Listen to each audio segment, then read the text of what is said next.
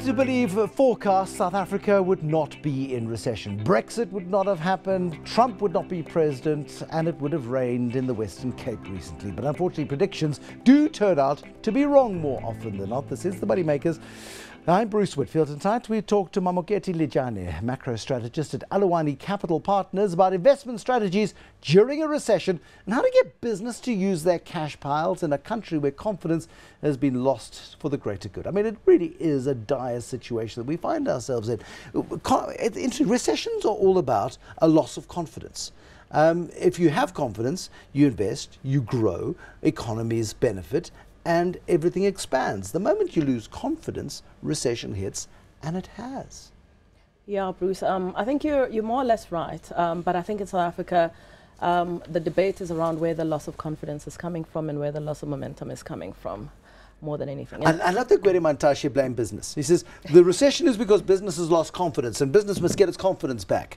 And you want to go, Gwede, then create an environment in which the confidence can be restored. Yes and no. I suppose, I mean, there's always the blame game when everybody starts to talk about who's to blame for the situation. The EFF's blaming government, the DA's blaming themselves, blaming Helen, everyone's blaming everybody else. It happens in every crisis, right? Yeah. And in the same way that once something good has happened, everybody wants to claim the benefit for it. But I suppose that the key thing here is that this is a multi-pronged thing. And I think in South Africa, we focus on the recession.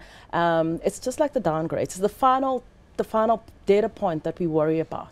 And you actually don't realize, or you don't acknowledge, that you've been in a mess for the past 5 years. But that's the point. If you look at a graph of economic growth or gradual economic stagnation, we saw the 2008 financial crisis that led to a very brief recession. We bounced out of that nice and quickly. 2010 was looming, and we had all of that investment going into infrastructure, and a lot of it was wasted, and there were issues of corruption around it. But after 2010, we had 2 years of growth. It was pretty good.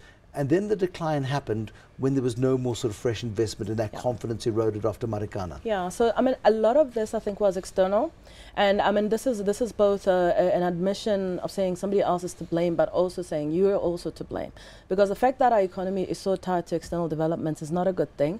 It's something that we should have managed, and it's something that we still need to manage. So acknowledging that a lot of it was external, but a lot of it was also self-created. Definitely the last year, and definitely this year, like this first quarter, you've got to start asking yourself really serious questions about what is it that you're doing wrong when the rest of the globe is starting to do well. But that's the point. 2008, the world goes into a deep funk. The Chinese managed to dodge that particular bullet. They've got their own problems right now. But America's come back. Europe has come back. Investment is going into other economies, not ours. Investment's not coming here because of uncertainty, political uncertainty, policy uncertainty, policy obfuscation, lies, cheating, scandals, whatever you want to call it. We're not creating an environment that says, you know what, it's a really good idea to go to South Africa and dig a hole in the ground because you'll be able to extract minerals from that hole for the next 20 years, pay your taxes, pay your royalties, and everything will be fine. So this is like manifesting, the issues manifesting on so many fronts. But I think when Nenegate happened, just that shock, it was always a bit, there was always a big question mark around how is this actually going to manifest. You knew it was negative, you knew it was going to be severely problematic for the economy, but then you started to think, oh well, the globe will carry us out of this mess as usual. And the first quarter numbers unfortunately don't bear that out. It's telling us a lot of that is actually starting to bite, or that pressure is really with us in the system right now. So if you look at what happened then in March, and so these numbers don't even reflect the confidence knock from March events when the minister was recalled, blah, blah, blah, etc. So now we still have to digest that. The economy is going to have to digest that. And I mean, the situation would have been dramatically worse, or much worse, if you hadn't had a better global environment. But we're not capitalizing on it at all. We're not. I mean, one looks back in history, and I love looking at history and seeing what we learned from it.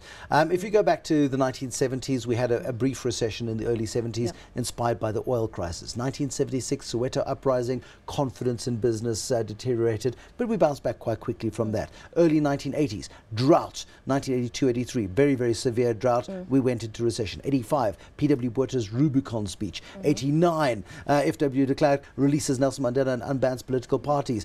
Big business goes into a tailspin. We have about 3 years of quite deep recession, 90, 91, 92, different bits of recession there, but we come out of it.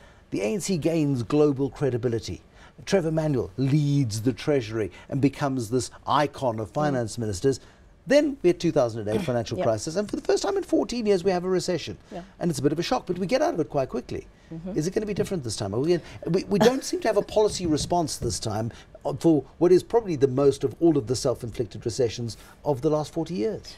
So if you, after all the things that you've said, after all the things that you've outlined, it appears that South Africa does find a way of reversing itself once you. So maybe you need a burning platform. Maybe you need that crisis. So we've had a burning platform. I'm on the edge of the burning platform. Well. It's like we're maybe on the not edge. burning enough yet. Who knows when burning enough is? But True. I think you can acknowledge that events in the body politic actually do indicate that there is, nobody is now saying there is no crisis, except for number one, but everyone else agrees that there is a crisis. No. Number one and many of his acolytes who say, "Oh, the rand falls, but just pick it up, it'll be fine." Yeah, except for those. Okay, there's a list of senior politicians who are deluded. But we all know who they are. Yeah. But beyond them, there is no doubt that we all acknowledge that there is a crisis, and to the extent that that is the case, then there is a lot of pressure to change things. So I always say to people, I was at my most depressed before Nenegate. Yeah, I agree. And then Nenegate happened, and then it's like, okay, at least now there's an acknowledgement that something's got to give. Yeah. And in that sense, then things will happen. It's just that they don't happen as quickly as what we would like,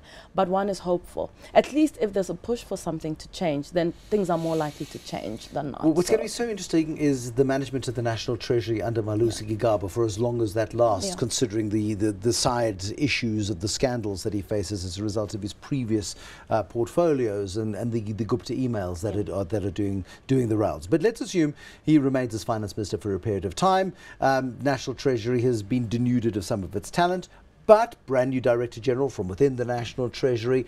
The finance minister, post his first press conference in which he talked about white monopoly capital and he was a bit of a conspiracy theorist, since then has come back into the middle, into the centre, and has been quite impressive, dare I say it, as somebody taking a stand for what is right for the country's finances. I'm very encouraged by the announcement that the DG has now been announced, and it's somebody from internal. And it's somebody that, whatever, for what it's worth, because things can change fairly quickly. As we know. It's somebody that we can at least have faith in.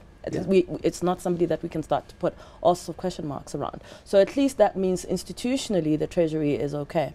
So the Treasury has tended to operate with a very, very strong institutional core. They're very evidence-based, etc.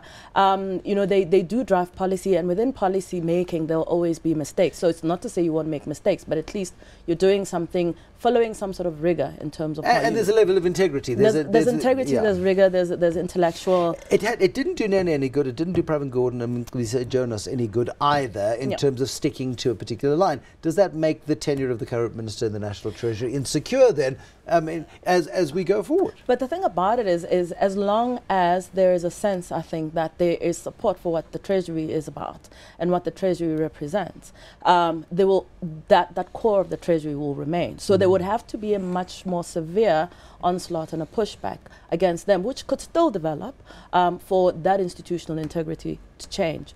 Other than that, Treasury has changed ministers. Ministers have not changed Treasury.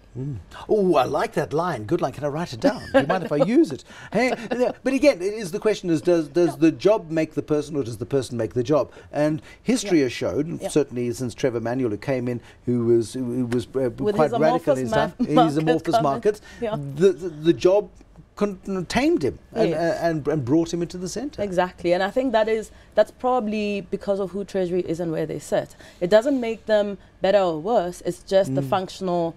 It's like the accountant will always be the accountant. The numbers don't lie. How's business supposed to respond to this? Here you got big business, spitting mad. There were people threatening to walk out of the presidential working group and all sorts of stuff after Gordhan and Jonas were fired. It very nearly fell apart. This great cooperation instigated by Pravin Gordhan in Davos last year, in January last year. It almost came apart, but big business has gone, we can't let this fall apart, we have to keep working together. But they're sitting on big fat balance sheets that government would love them to apply to the South African economy, and we'd all love them to apply, but they're not going to do it until they have confidence. They won't have confidence until we see change politically. Yeah, but it's co-created, right? So everything is co-created. So business, and I'm like the the socialist economist type person who's really out of line with financial market orthodoxy. But I think that business is a citizen like any other. So it has certain interests and it needs to lobby for those interests. Often interests align, and that's why we mostly get on. And we always concentrate on the bits where our interests don't align. But for the most part, our interests do align. There's a common purpose. You can't have functioning companies in a dysfunctional society. In a dysfunctional society. And therefore, business is made up of people, etc. And I think it's very interesting that you're starting to see South African business really standing up and making their feelings clear and their, everything known. And I think this is where my thing would also be to say it's interesting that we needed the BEE that we have had, so that business is not necessarily seen as white, even though people drum it up as white, but business is no longer white, and therefore within that, it gives them legitimacy, social legitimacy, and therefore they can engage. And we're seeing them do that. They're not going to engage in the way that we want, loudly and etc. But there is a sense definitely. They're becoming louder. You've only got to get Jabu Mabuza on a good day when he's a bit agitated. Bonang Mohale, who sat in that chair where you're sitting, furious at the failure of logic to permeate policymakers' decision-making. Yeah. I mean, those kinds of fights around, we can fight about policy. I don't have a problem with that. I don't have a problem with conflicts around what we think is the right thing for the country. That's fine. But when you have mismanagement, misrule, there we also agree that we don't want theft. And I mean, you see that I think we all agree on multiple platforms. People say it either strongly or gently, but there is a consensus around that. And I believe that South Africa is much stronger than that. Mamokete Lijane, we'll leave it there. It's a fabulous point at which to end. Mamokete Lijane is a macro strategist, a socialist macro strategist, Nogal, at Aluwani Capital Partners. Fabulous perspectives from her this evening here on the Moneymakers. Have a very good evening. Good night.